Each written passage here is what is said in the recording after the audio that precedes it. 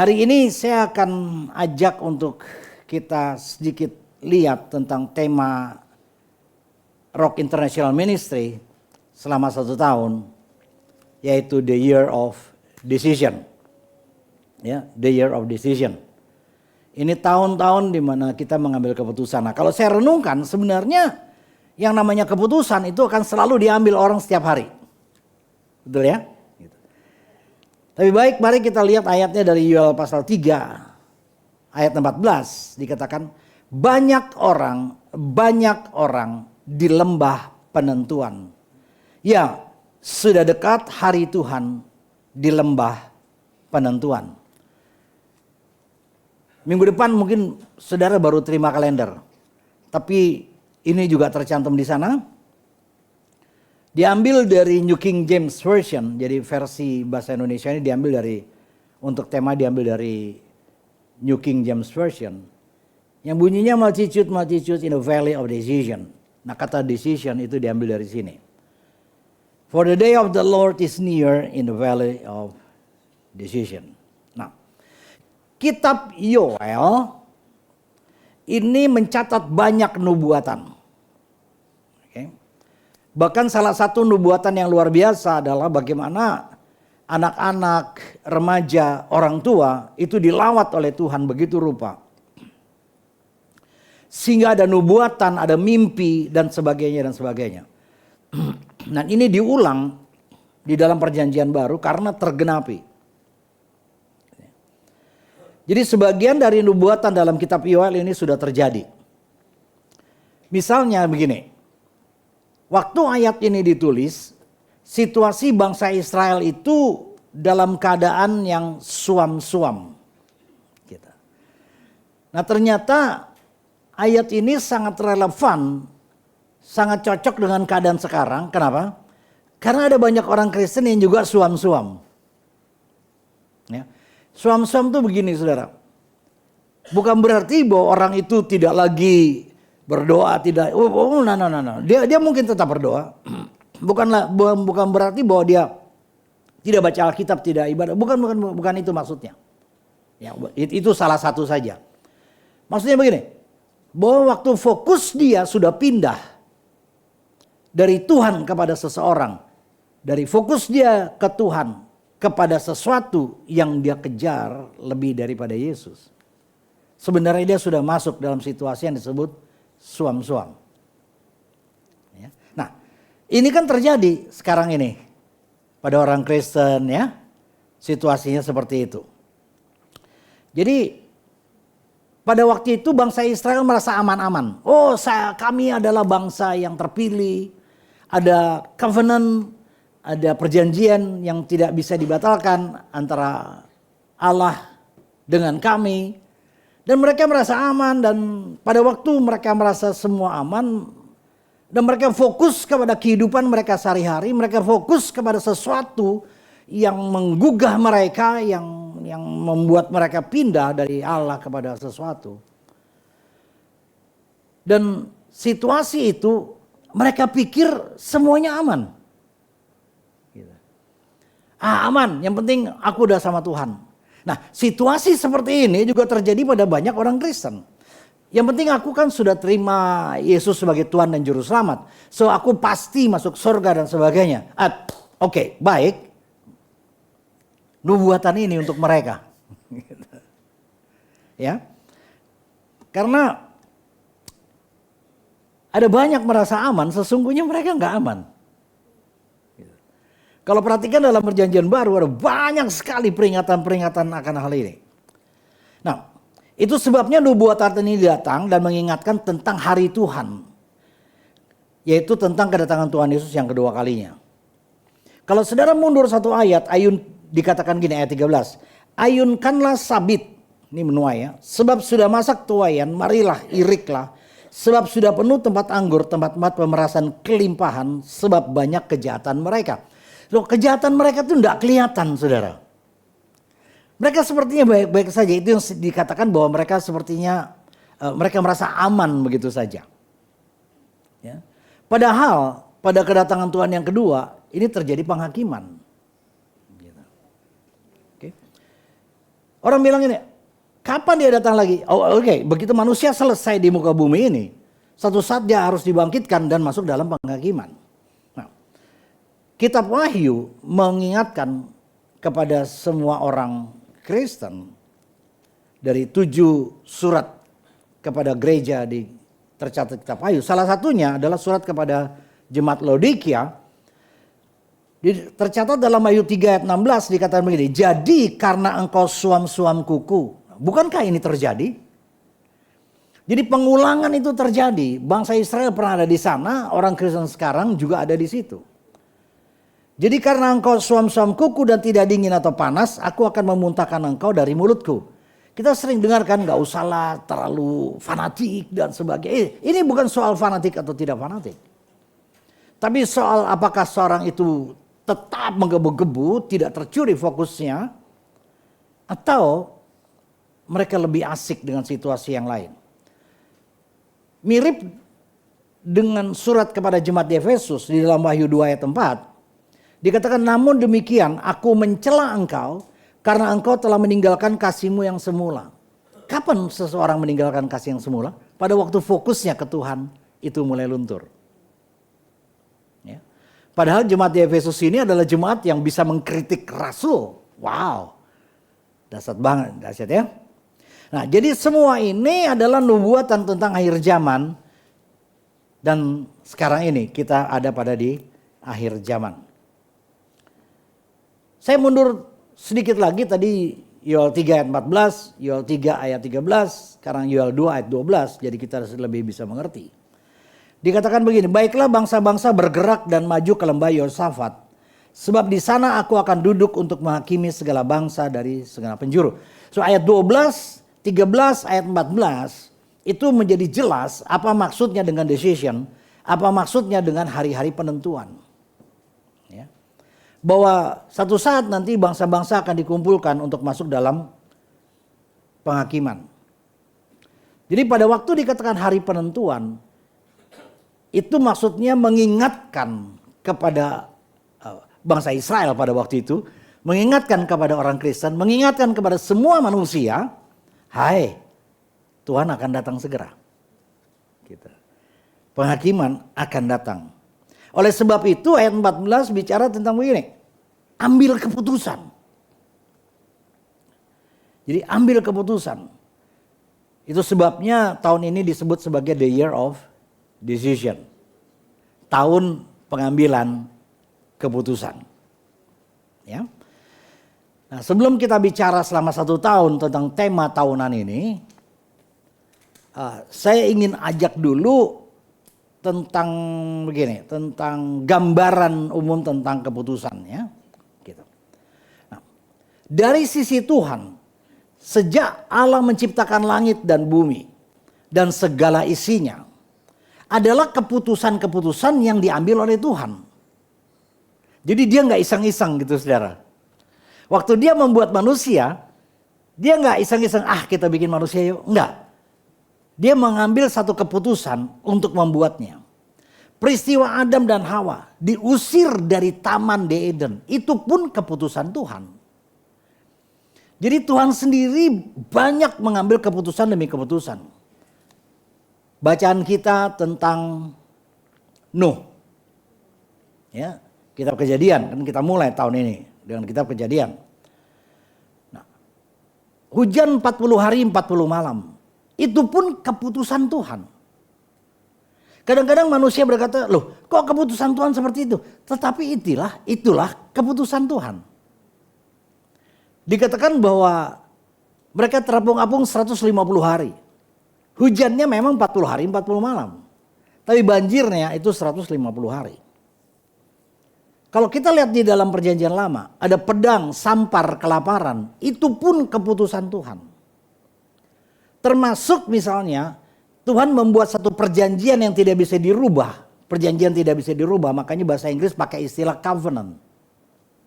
Itu pun keputusan Tuhan.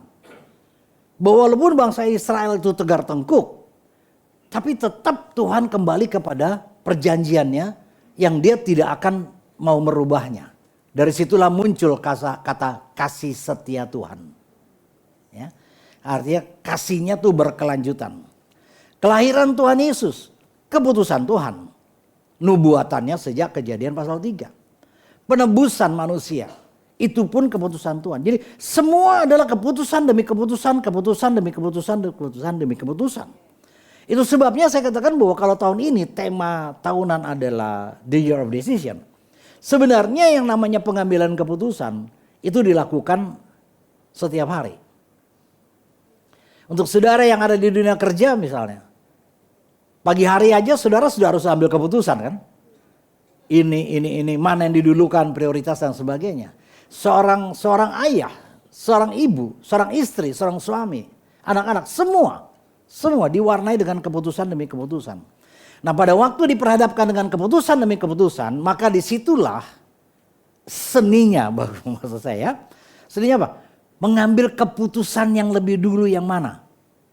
Mengambil keputusan yang tepat pada saat itu yang mana? Mengambil keputusan yang seperti apa? Karena setiap pengambilan keputusan akan mewarnai kehidupan dari seseorang. Apapun keputusannya akan mewarnai kehidupan. Ini yang kita akan lihat nanti. Jadi hari ini saya hanya berputar-putar di situ saja ya. So dari sisi manusia misalnya, ya, keputusan apa yang harus diambil? Oke, yang umum adalah menerima Yesus sebagai Tuhan dan Juru Selamat pribadi. Atau keputusan apa yang harus diambil oleh manusia, khususnya orang Kristen? Ya, menempatkan Tuhan Yesus sebagai Raja segala raja. Dan kehendaknya itu diikuti. Itu kan seseorang mengambil keputusan. Saya tidak bicara pilihan saudara ya. Saya bicara keputusan. Nah, di Wahyu pasal 2 ayat 5, kalau tadi saya singgung Wahyu pasal 2 ayat 4. Wahyu pasal 2 ayat 4 itu surat kepada jemaat di Efesus. Yang bunyinya, namun demikian aku mencela engkau karena engkau telah meninggalkan kasihmu yang semula. Nah, keputusan yang harus diambil oleh manusia adalah ayat 5-nya. Ayat 5-nya bunyinya begini, sebab itu ingatlah betapa dalamnya engkau telah jatuh. Saya lihat.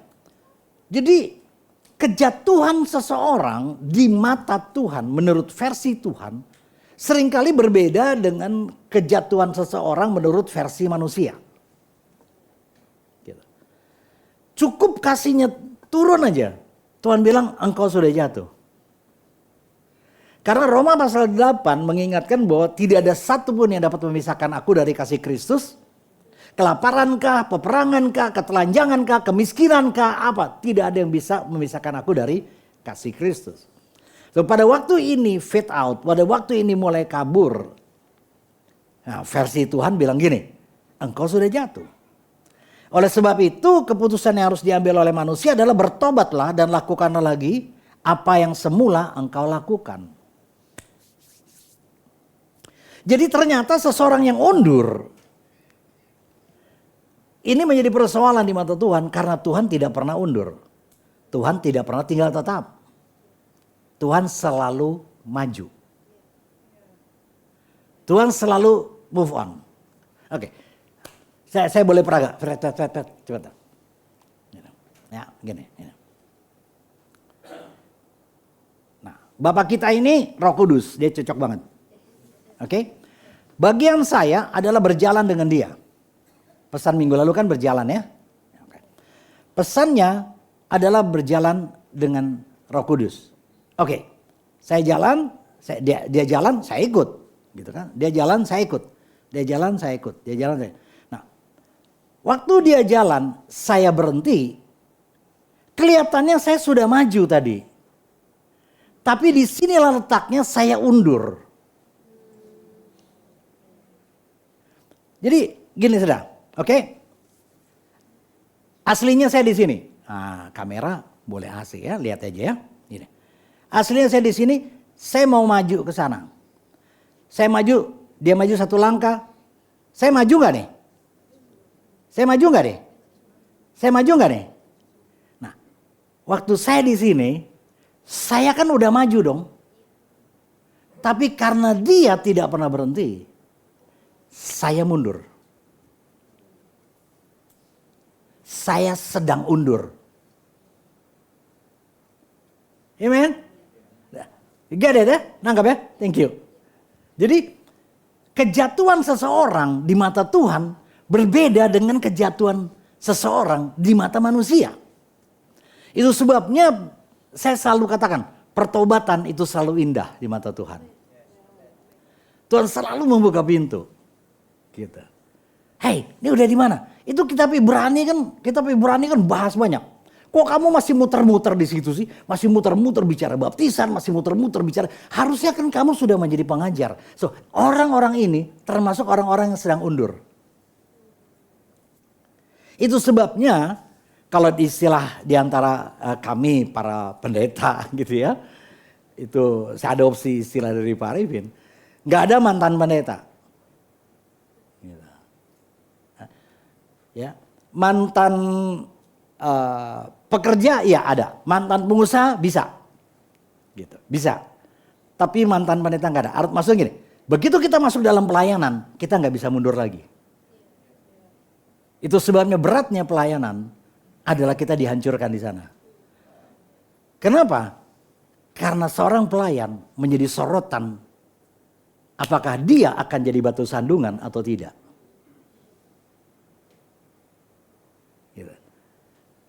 Saya jangan dalemin, gara-gara ini nih, ayo masuk pelayanan, enggak deh, bukan itu maksud saya.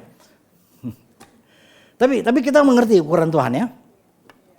Jadi Wahyu 2 ayat 5, sebab itu ingatlah betapa dalamnya engkau telah jatuh, bertobatlah dan lakukanlah lagi apa yang semula engkau lakukan.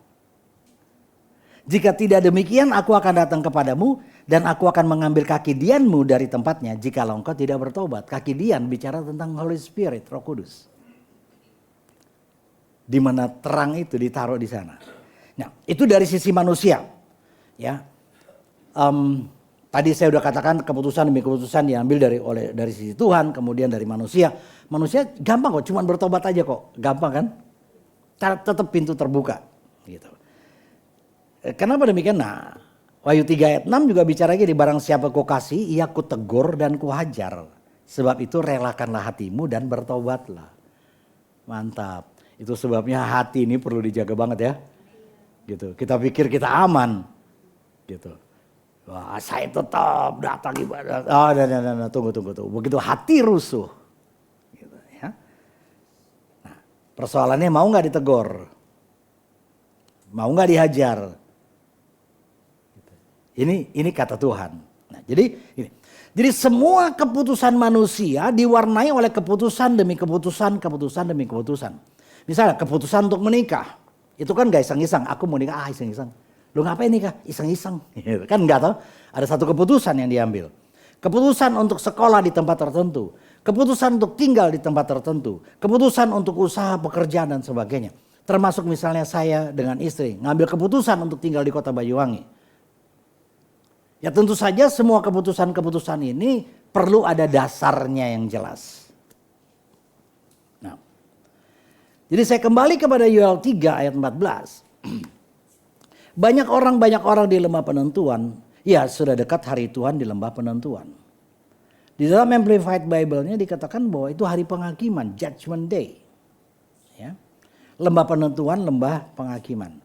So, penentuan dari sisi Tuhan adalah menghakimi, penentuan dari sisi manusia adalah dihakimi. Nah, sebelum semua itu terjadi, Tuhan mengingatkan melalui Nabi Yoel, tercatat dalam ayat 14 pasal yang ketiga. Jadi ini peringatan, mengingatkan. Ya, mengingatkan saja bahwa ayo, come on, ambil keputusan segera. Kalau di Mazmur dikatakan jangan keraskan hatimu, gitu, ya, seperti itu. Nah, tentang keputusan, jadi sekali lagi saya cuma berikan gambaran umum saja di pertemuan kita di awal ini, baru kita masuk detailnya di minggu-minggu depan.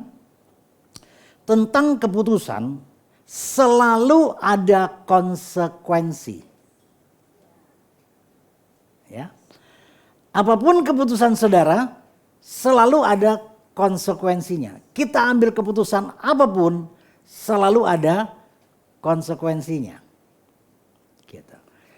selalu dituntut pertanggunggan jawab. Gitu. Jadi kalau misalnya seorang laki-laki dia menikah, ada konsekuensinya. Ya. Mungkin salah satunya ya dia konsekuensinya jadi ayah, jadi suami yang menurut Tuhan dan sebagainya. Dan dituntut pertanggungjawaban. Jadi tidak bisa seseorang ngambil keputusan kemudian melepaskan tanggung jawab. Nggak bisa gitu saudara. Jadi, nah keputusan ini kan untuk dilakukan, betul? Ya. Nah manusia seringkali begini, keputusan itu dilakukan atau keputusan itu dilupakan. Aku telah mengambil keputusan untuk kembali. Aku telah mengambil keputusan untuk bertobat. Tetapi dia melupakannya. Bisa kan? Bisa. Atau keputusannya dia lakukan. Ada tindakan yang menyusul keputusan yang diambil. Kenapa? Karena keputusan yang diambil punya dasar yang jelas. Nggak iseng-iseng. Dipertimbangkan. Nah, kalau keputusan yang diambil adalah firman Tuhan, sudah jelas ya dan amin. Ya. Tapi itu pun kita harus hati-hati di dalam memahami kebenaran firman Tuhan. Nah, keputusan manusia bisa dilakukan, bisa dilupakan. Untungnya, gitu, kalau bicara manusia tuh terus untungnya ya. Untungnya Tuhan selalu menggenapi keputusan-keputusannya. So kalau Tuhan selalu menggenapi keputusannya, kenapa kita nggak nempel sama Tuhan? Supaya keputusan kita diwarnai oleh keputusan Tuhan. Nah di titik ini kan klasik jadinya. Dari mana saya tahu keputusan Tuhan, baca Alkitab, klasik kan sepertinya, bosan aku. Tapi keputusan-keputusan di dalam baca Alkitab dan sebagainya, itu adalah keputusan sebenarnya yang luar biasa. Ya, istri saya sampaikan ke saya, pada waktu seseorang baca Alkitab terjadi cloning antara apa yang dia baca dengan dirinya. Nah kalau misalnya yang dia lihat misalnya adalah yang disajikan sesuatu yang tidak baik atau hoax atau film yang gak beres dan sebagainya, itu pun terjadi cloning dalam dirinya. Dalam pergaulan-pergaulan dengan seseorang, ya, apakah toksik atau tidak, itu akan mempengaruhi dan terjadi cloning di dalam dirinya. So kalau kita mau jadi seperti Kristus keputusannya, biarlah firman Tuhan yang di-cloning ke kita. Jadi simple, sangat-sangat sederhana. Sangat sederhana. Mungkin sekarang kita belum bisa lihat, tapi tanpa kita sadari, Tuhan melihat pertumbuhan kita. Makanya muncullah peringatan-peringatan. Nah peringatannya bisa lewat firman, bisa lewat seseorang, bisa lewat kadang-kadang lewat kejadian demi kejadian. Gitu. Dikatakan kenapa Daud begitu berani kepada Tuhan. Selidikilah hatiku dan batinku. Perhatikan pada waktu ada seseorang yang bernama Simei mengolok-olok dia. Daud itu raja loh. Dan kemudian pada waktu Simei mengolok-olok dia, bukan si Mei, tapi namanya Simei. Ya. Pada waktu Simei ini mengolok-olok dia, Daud sedang berjalan dengan Triwira, Daud sedang berjalan dengan 40 pahlawan-pahlawan yang perkasa. Dia berjalan dengan banyak tentara. Daud nggak perlu buat apa-apa. Daud cuma lihat Simei, kemudian dia lihat Triwiranya. Nah, habis tuh Simei itu. Ya. Dipenggal tuh, selesai. Ini king loh nih, raja yang sangat dihormati. Tapi pada waktu pasukannya, tentaranya yang sangat dekat dengan bilang, apa yang harus kami perbuat sama orang ini? Kita habisi dia. Coba perhatikan kata-kata Daud. Jangan, siapa tahu Tuhan pakai dia untuk mengingatkan saya. So, kalau ada orang-orang yang mungkin menyenggol kita, menyakiti hati kita, atau menasihati kita, jangan bereaksi dulu keputusan yang harus diambil. Apa respon kita? Siapa tahu Tuhan pakai dia untuk lihat bahwa waktu kita disenggol kita ngamuk atau gimana. Tanpa itu nggak ketahuan kan? Betul nggak saudara? Siapa tahu orang yang mengkhianati kita dipakai oleh Tuhan untuk kita bisa lihat. Perhatikan kitab Ulangan. Kenapa bangsa Israel dibawa oleh Tuhan? Putar-putar. Kitab Ulangan bilang gini. Supaya mereka bisa melihat hati mereka. Ya. Kisah tentang Abraham. Kenapa Allah minta Ishak dikorbankan? Cuma satu. Supaya Abraham bisa tahu hatinya. Dan Allah melihat dia, hatinya berpaut ke Tuhan. Kadang saudara diperhadapkan dengan seperti itu. Nah, untungnya itu tadi bahwa keputusan-keputusan Tuhan itu selalu digenapi oleh Tuhan. Nah, bedanya dengan manusia. Manusia kadang-kadang NATO. Sudah tahu NATO kan? No action, talk only. Dia ngomong aja. Aku mau sih. But they only talk. Dan kadang-kadang ngomongnya tuh, waduh. Jadi kalau saudara menghadapi banyak orang yang mungkin tidak manis perlakuannya kepada kita, apa keputusan saudara? Karena itu akan menentukan diri kita dan melihat siapa kita sesungguhnya. Ya. Jadi saya katakan tadi bahwa keputusan itu diikuti oleh tindakan dan selalu ada konsekuensi. Apapun keputusan yang diambil, selalu ada konsekuensinya. Nah, banyak pengertian orang menurut saya agak keliru. Kalau kamu gak lakukan firman Tuhan, kamu akan dihukum Tuhan. Sebentar. Penghakiman Tuhan itu nanti. Ya. Itu nanti. Ini Yoel 3 ayat 14. Kalau dia mendapati sesuatu yang tidak baik, adalah konsekuensi dari tindakan atas keputusan yang diambil.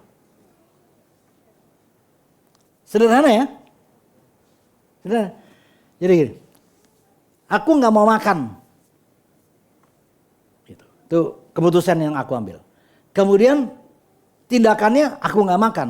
Konsekuensinya apa? Ya kriuk-kriuk tah. Ya ayam kriuk enak. Maksud saya ini kan putar.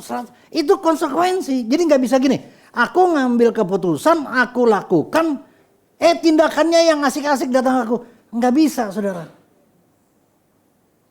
Gak bisa. Ini bukan soal transaksional. Ini bukan soal hadiah.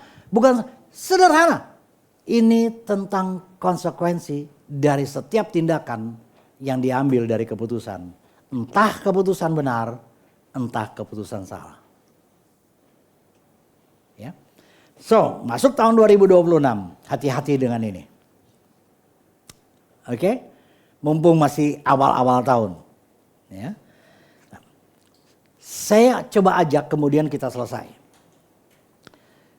Bagaimana seseorang perlu memahami kebenaran firman Tuhan sesuai dengan apa yang memang tertulis.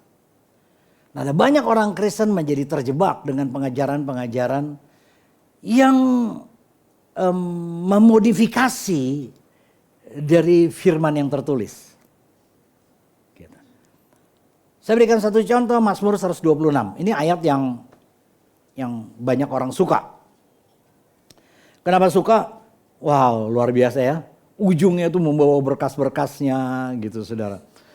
Gitu. Jadi Mazmur 126 ayat 5 dan 6. Orang-orang yang menabur dengan mencucurkan air mata akan menuai dengan bersorak-sorai. Orang yang berjalan maju dengan menangis sambil menabur benih pasti pulang dengan sorak-sorai sambil membawa berkas-berkasnya. Nah, orang Kristen senang. Kenapa?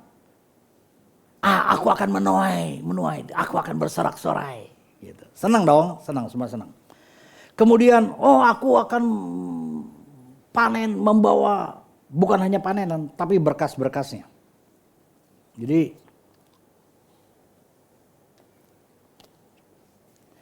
kalau dia panen gandum, bukan hanya gandum itu dipotong kemudian dia bawa, tapi semua yang jatuh-jatuh itu berkas-berkasnya, itu semua bisa dia bawa. Ini ayat ini. Nah, cuman gini, siapa yang akan menuai dengan bersorak-sorai? Ayat 5 coba lihat. Siapa yang akan menuai dengan bersorak-sorai? Orang yang menabur dengan cucur air mata. Jadi kalau dia cuma nabur tanpa cucur air mata, ayat ini nggak laku untuk dia. Jadi ini semua adalah konsekuensi dari pemahaman dari kita mengadopsi kebenaran firman. Nah, pada waktu orang Kristen, saya pasti akan bersorak-sorai tanpa saya harus lakukan itu. Itu yang dibilang mereka merasa aman, sebenarnya mereka tidak aman. Saudara ngerti maksud saya? Jadi orang yang menabur pasti nuai. Tapi waktu dikatakan menuai bersorak-sorai, karena hasil tuaiannya berlimpah-limpah melebihi ekspektasi dia. Ayat ini bunyinya gitu. Jadi gini, saya menuai dengan bersorak-sorai, gitu. Karena waktu saya menabur, pengharapan saya menuai 100 kuintal. Tapi ternyata waktu saya menuai, saya dapat 150 kuintal. 50 kuintal lebih banyak. Sorak-sorainya muncul di sini. Saya lengkap ya? Gitu. Nah, saya berikan satu contoh. Ini mungkin pernah ada. Jadi ini bukan soal harta saja, saudara ya. Di dalam rumah tangga, saudara menabur air mata, berdoa dan sebagainya. Ini ayat ini berlaku. So, jangan dikecilkan dengan soal harta. Istri saya misalnya. Awalnya saya ini bukan orang bertobat. Saya bukan orang Kristen. Saya simpatisan. Jadi kenapa dia mau? Enggak tahu, mungkin saya terlalu bikin dia kesengsem gitu. Oke, sedikit. Saya lebih senyum dikit tuh gitu. Nah, dia berdoa. Tahu nggak doanya? Sudah tahu doanya kan? Doanya cuma gini, saya bertobat. Oke. Ternyata jawaban Tuhan, saya tidak berhenti hanya sebagai orang Kristen. Tapi Tuhan bawa saya jauh lebih dari ekspektasi dia. Ini yang dibilang menuai bersorak-sorai. Nah, ini terjadi karena air mata keluar. Gitu. Biasanya kalau air mata keluar itu kan udah sesak banget kan? Gitu. Jadi aku doa Tuhan kok air mata belum keluar, dicolok matanya. Bukan itu maksudnya gitu saudara. Tapi betul-betul dia gitu. Itu kalau ada yang soal doa misalnya ya tentang singkatannya push. Ya, pray until something happen. P-U-S-H. Ya, pray until something happen. Jadi dan itu menjadi jeritan air matanya. Itu menjadi satu dengan jeritannya Tuhan. Itu yang dibilang gini. Frekuensinya sama. Orang Kristen seringkali, saya Kristen, tapi nggak tune in. Frekuensinya nggak sama gitu loh. Gitu. Jadi padahal Yeremia 29 yang saya sampaikan di tutup tahun. Ya, setiap kali kamu berdoa dan setiap kali kamu cari aku selalu siap. Itu kan harus tune in, harus harus satu frekuensi. Betul sudah ya?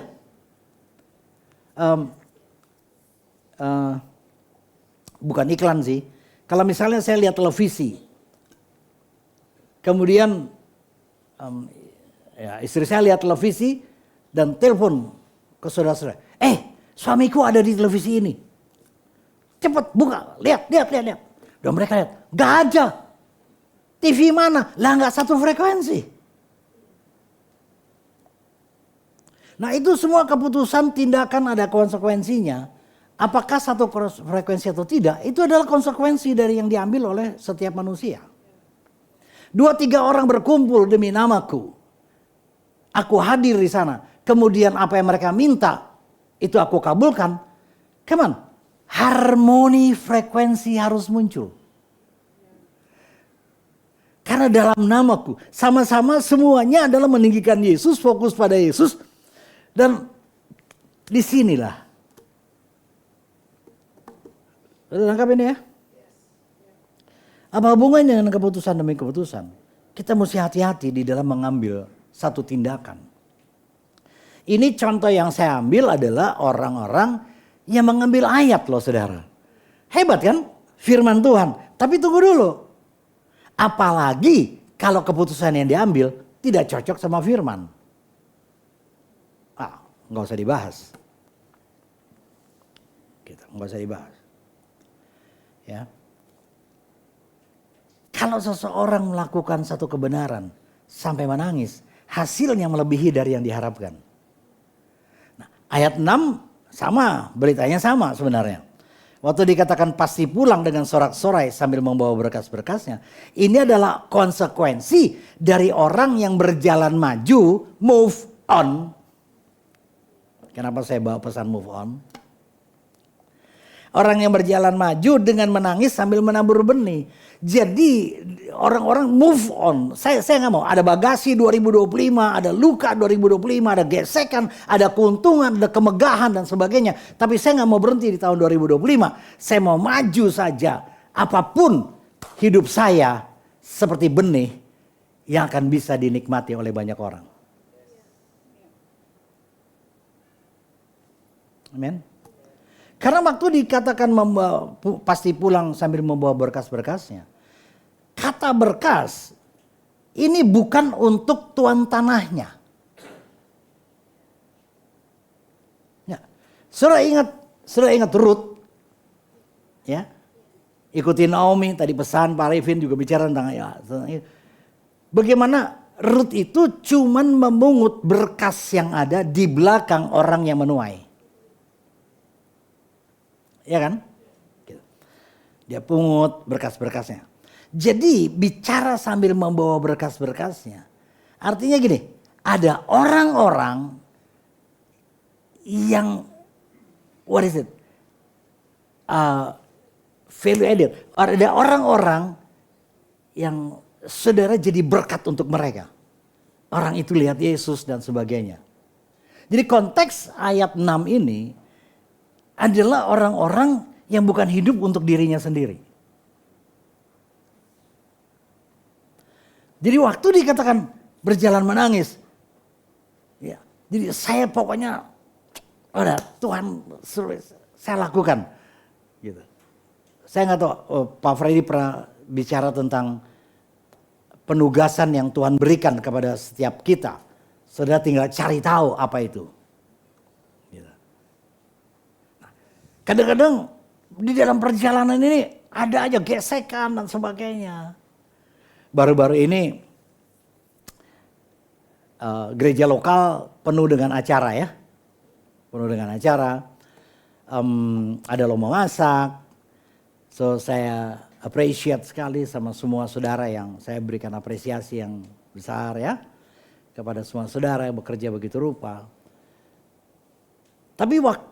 Tapi bukan berarti tidak ada gesekan. Saya cuma monitor, saya cuma lihat. Kami berdua ambil keputusan memang untuk tidak ikut campur. Dari soal nata aja, kenapa begini, harus begini. Saya cuma lihat. Oh. Yang saya lihat apa coba? Yang saya cuma mau lihat reaksi mereka, respon mereka. Respon mereka siap nggak untuk memang kerja melayani? Jadi saya nonton itu saudara. Saya dengar yang ini, Yang orang tapi ini ngomongnya begini. Saya cuma lihat. Jadi saya bacain. Sorry. Saudara ngerti maksud saya? Jadi, nah ini yang dibilang gini. Waktu dia menangis. Hidupnya itu ditanam untuk jadi benih. Kemudian keluar. Wow. Ada banyak orang diuntungkan lewat hidupnya. Ini keputusan kan? Mau sambil nangis atau gak usah deh. Gitu. Mau menabur dengan penuh atau saya nabur sebenarnya malas. Itu keputusan. Tapi ingat, setiap keputusan ada konsekuensinya. Oke? Saya biasanya, ya bentar lagi dan ini kan awal tahun ya. Jangan cepat-cepat mau pulang ya. Saya biasanya kalau mulai khotbah di tempat lain, itu saya cuma bilang begini, terima kasih saya dengan istri sudah ada di tempat. Tapi saya mau sampaikan bahwa saya bukan minta simpati dari semua jemaat, dari semua saudara. Saya bukan minta dukungan doa dari semua saudara. Tapi saya cuma mau sampaikan bahwa istri saya, dia sedang mengalami satu penyakit yang tidak bisa disembuhkan. Bahkan hari demi hari penyakitnya tambah parah. Semua dia. Aduh kasihan. Dan mereka mulai lihat istri. Aduh cantik begini dia sakit parah. Terus saya bilang penyakitnya namanya tambah hari tambah cantik. Dan saudara juga kaget ya. Nah, jadi saya bilang itu cuman konsekuensi dari setiap hari saya cuma ngomong gini. Halo cantik. Hai cantik. Cantik bener. Coba kalau si suami bilang, halo muka Remo butek. Butek bener saudara. Itu oke, it's very simple. Sangat sederhana. Orang-orang tua yang bilang kamu goblok. Goblok bener loh saudara. Ya. Saya cuma mau sampaikan begini. Anak yang suka dibully, dia pasti sering dibully di rumahnya. Kalau anak di rumahnya tidak pernah dibully, maka dia akan kuat waktu dibully oleh temannya. Dia bisa menghadapinya. Oke, itu parenting. Saya nggak mau ke sana. Jelas sudah ya? Nah, gitu. Jadi ayat ini bukan bicara masalah harta, bukan cuman itu. Ini bisa harta, bisa pelayanan, bisa kehidupan yang memberkati banyak orang. Nah, kadang orang Kristen melakukan sekedarnya, tapi mintanya. Itu yang saya katakan tadi. Keputusan tindakannya sama pengharapan dan konsekuensinya nggak sejalan. Nggak mungkin jadi. Gitu. Mintanya masuk surga. Gitu. Tapi dia lupa bahwa Allah itu bukan cuma kasih. Allah juga kebenaran dan keadilan. Jadi nggak bisa gitu. Pokoknya pasti masuk surga Allah kasih. Tunggu dulu. Ya, keseimbangan seperti ini. Minta surga di muka bumi. Itu kan doanya itu kan Bapa kami yang ada di surga. Wah, rumah kita seperti miniatur surga di muka bumi. Gitu. Tunggu dulu. Dia tempatkan Yesus sebagai raja di dalam hidupnya apa enggak? Karena itu nyambung ayatnya. Kehendakmu jadi enggak? Kalau enggak, surga di muka bumi enggak jadi. Rangkaiannya jangan diputus. Minta damai sejahtera Allah yang melampaui segala akal. Terjadi dalam diri saya. Enggak bisa, itu cuma konsekuensi. Ada yang bilang itu hasil dan sebagainya. Terserah istilah yang saudara ambil. Tapi itu terjadi pada waktu Yesus memerintah hatinya. Maka damai sejahteranya pasti muncul. Kenapa hati seseorang rusuh? Karena dia memerintah hatinya sendiri. Bukan Yesus yang memerintah. Oke?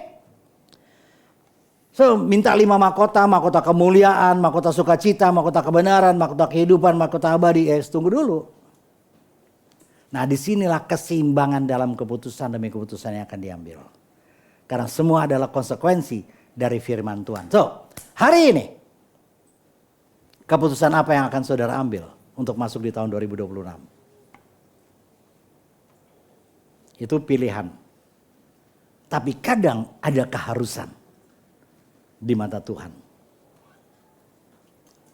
Keputusan ini akan membuat warna sebagai tahun keputusan, the year of decision, bisa tergenapi dalam hidup kita. Mari, tundukkan kepala sebentar, kita berdoa.